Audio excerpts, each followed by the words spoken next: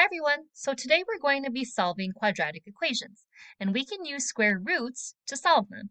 Now, you need to make sure you include the plus minus sign in your answer, and always make sure your answer is written in the simplest radical form. So let's go ahead and do some examples together. Okay, so look at this first example. We're going to isolate my x squared. So we want to subtract the 150 from both sides. And now we want to go ahead and take the square root of both sides. You want to make sure that your radical is in simplest form. So with that square root of a negative 150, you can also rewrite it as 150 and negative 1. Now, with that square root of the negative 1, we do have an I. And with the 150, we can break it down using a factor tree. So we have 15 and 10. Also breaking down the 15 and the 10 into smaller factors. Now you'll see that you have a pair of that 5, and then the I is also outside the radical. And the 3 and the 2 do not have a pair, so they have to stay underneath the radical. So the 5 is on the outside along with the I, and then the 3 and the 2, multiply them together because these are factors, and that remains underneath the radical as the 6. Now your answer is going to have the plus minus sign in front of the 5i square root of 6.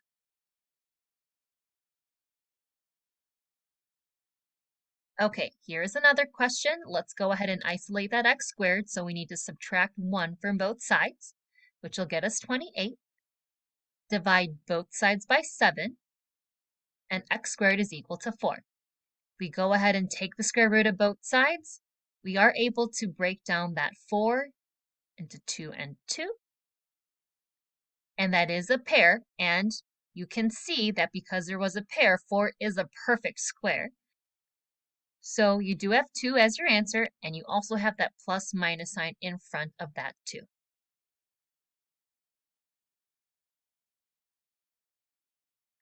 Okay, now you have another question, and you have that 3 multiplied by a quantity that is actually squared.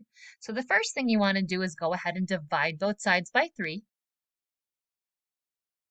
And then you have the quantity of x minus 5 that's squared. So I want to take the square root.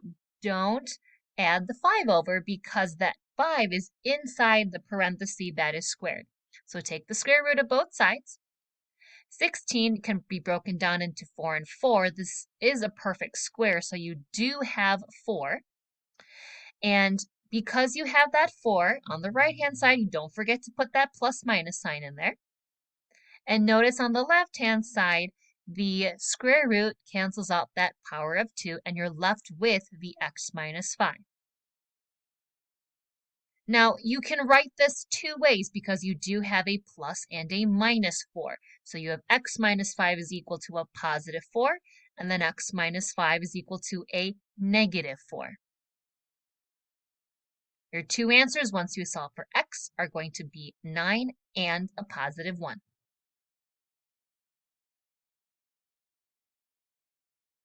Okay, here is our last example.